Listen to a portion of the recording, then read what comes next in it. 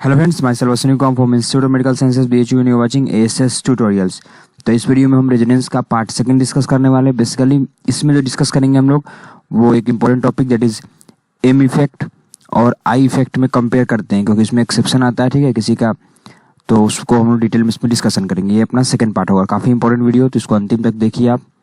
उससे पहले आपने अभी तक सब्सक्राइब ना किया हो चैनल तो प्लीज़ सब्सक्राइब कर लीजिए और लाइक बटन जरूर दबाइएगा। एक लाइक से काफ़ी मोटिवेशन मिलता है हम लोगों को।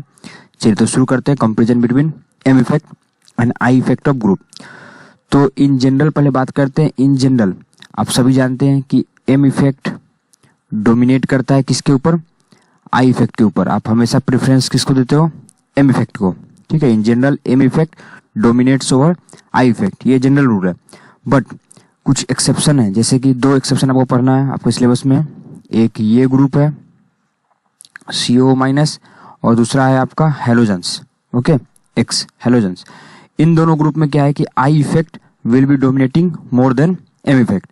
इन दोनों में क्या होगा? आई इफेक्ट डोमिनेट करेगा एम इफेक्ट से ज़्यादा। कैसे होगा, क्या होगा, वो हम लोग अभी डिस्कस करते चलिए। तो पहले हम लोग CO माइनस को डिस्कस करेंगे, उसके बाद हेलोजन को डिस्कस करेंगे, ओके। तो चलिए सबसे पहले हम डिस्कस करते हैं इसको। ये अब एक ध्यान से, ये ग्रुप दो चीज़ लगा सकता है। ये तो ग्रुप एक -M लगाएगा इफेक्ट और ये ग्रुप +I लगाएगा। +I याद करो, +I कौन लगाते थे? जो निगेटिवली चार्ज हो ग्रुप हो। तो एज ए होल मॉलिक्यूल आप कंसिडर करोगे, जो होल मॉलिक्यूल पर चार्ज क्या है? -1, यानी कि निगेटिवली चार्ज, यानी कि ये क्या लगाएगा? +I इफेक्ट लगाएगा, ओके। आपको इसमें डाउट हो तो आप इंडक्टिव इफेक्ट वाला वीडियो देख सकते हो, जिसको हमने अपलोड कर रखा है। अब देखिए, ये +I लगा सकता है और -M, लेकिन इसका डोमिनेटिंग क्या होता है? +I effect. +I इफेक्ट क्या होता है इसका?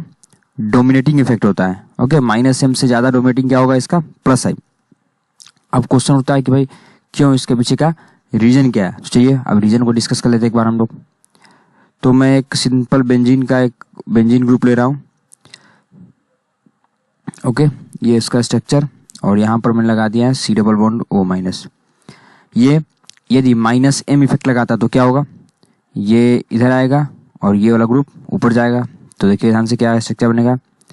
ये स्ट्रक्चर होगा आपका, यहाँ डबल बॉन्ड होगा और यहाँ पर डबल बॉन्ड हो जाएगा और इस कार्बन पॉजिटिव से चला जाएगा क्योंकि वहाँ का डबल बॉन्ड खत्म हो गया।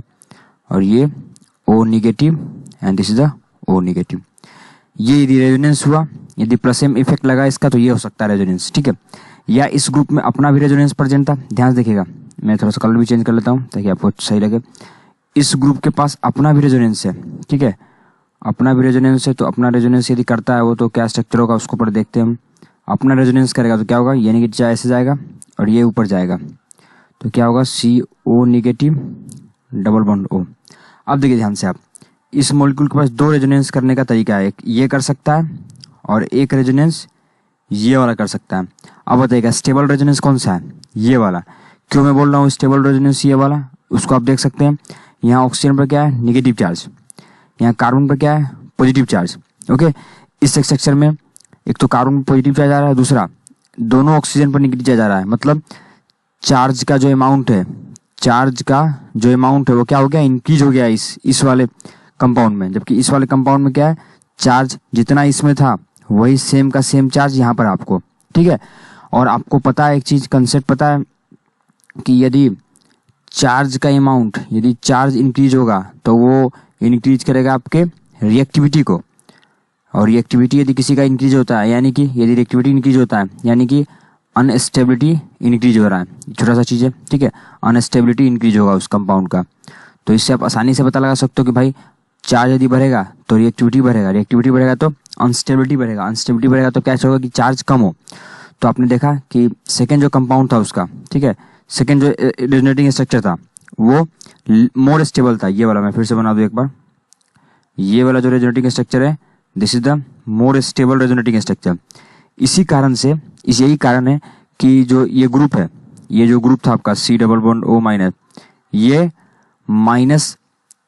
-M इफेक्ट नहीं लगाता है, ओके। -M इफेक्ट कम लगाता तो, लेकिन बहुत कम। क्यों? क्योंकि जैसे ही -M इफेक्ट लगेगा क्या होगा? कार्बन पर जो बेंजीन का कार्बन था उसको मैं फिर से रिड्रॉ कर दे रहा हूँ एक बार, उसके रेजोनेटिंग स्ट्रक्चर को भी। यहाँ पॉजिटिव चार्ज था और यहाँ ऊपर नेगेटिव चार्ज था, यहाँ भी ऊपर नेगेटिव।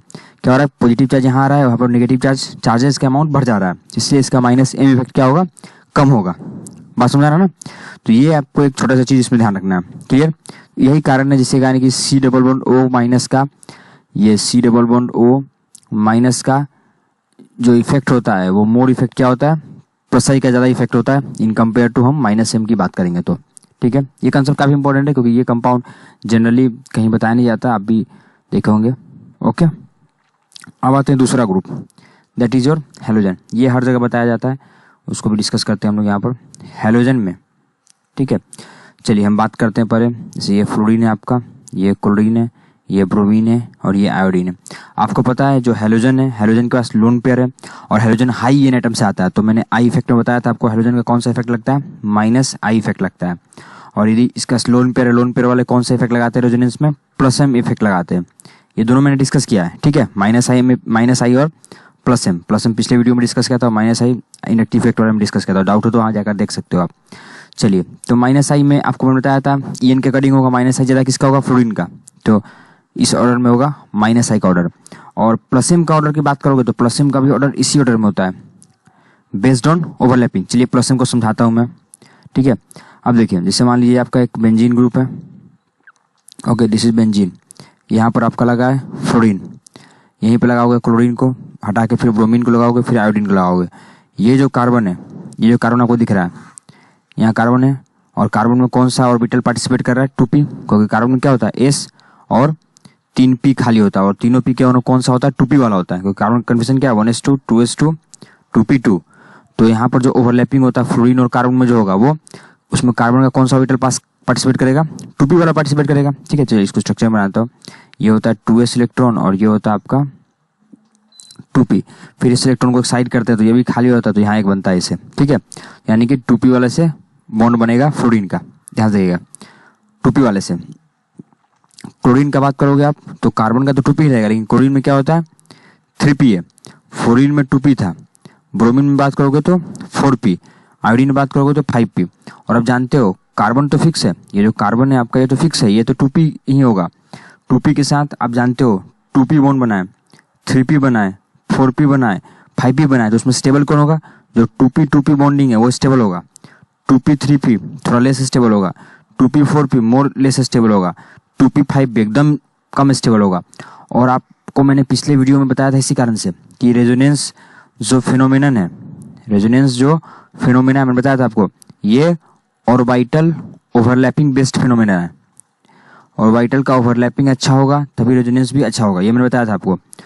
ओके, रेजोनेंस अच्छा तभी होगा जब ऑर्बिटल का ओवरलैपिंग अच्छा होगा, जिसमें मैंने इंट्रोडक्टरी पार्ट में बताया था। तो आप देख सकते हो यदि 2p है तो यहाँ तो अच्छा ओवरलैपिंग है, यहाँ पर अच्छा प्लस एम इफेक्ट लगेगा, ठीक है। लेकिन 2p 3p में क्या है, ओवरलैपिंग खराब है तो प्लस एम कम होगा, 2p 4p में और कम होगा, 2p 5p में और भी कम होगा। यानी कि रेजोनेंस देखो, रेजोनेंस बेसिकली किससे डिटरमाइन हो रहा है, ऑर्बिटल के ओवरलैपिंग से। बेसिक जो कॉन्सेप्ट रेजोनेंस है क्या है, ऑर्बिटल ओवरलैपिंग। ऑर्बिटल ओवरलैपिंग इसका बेसिक कॉन्सेप्ट है। इसी कारण से रेजोनेंस का जो इफेक्ट है वो ऑर्बिटल के ओवरलैपिंग पर डिपेंड कर रहा है, मैंने बताया आपको। इसी कारण से 2p overlapping, 2p 3p, 2p 4p ये सब डिक्रीज होते जाएंगे रेजोनेंस की बात आएगा तो।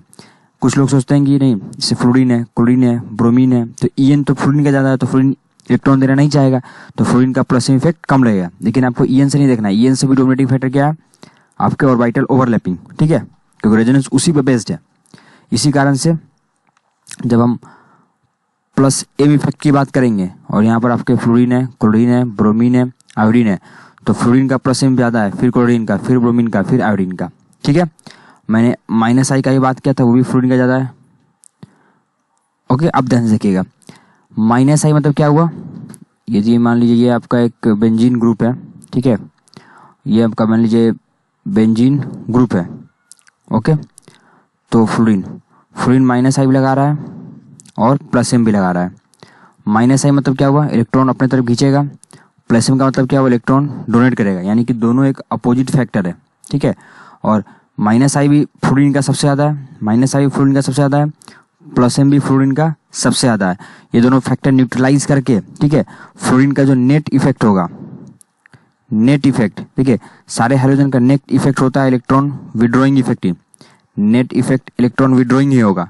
लेकिन अब फ्लोरीन का माइनस आई भी ज़्यादा है, प्लस एम भी ज़्यादा है, तो नेट इलेक्ट्रॉन विड्रॉइंग इफेक्ट इसका सबसे लिस्ट होता है, ठीक है, और सबसे maximum electron withdrawing effect iodine का होगा।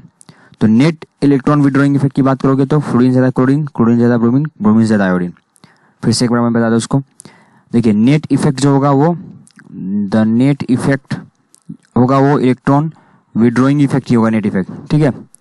माइनस आई डोमिनेट करेगा, नेट इलेक्ट्रॉन विड्रॉइंग इफेक्ट ही नेट होगा, लेकिन उसमें सबसे आगे कौन हो जाएगा, आयोडीन, फिर ब्रोमीन, फिर क्लोरीन, फिर फ्लोरीन। ध्यान रखिएगा इस बात को आप, ठीक है।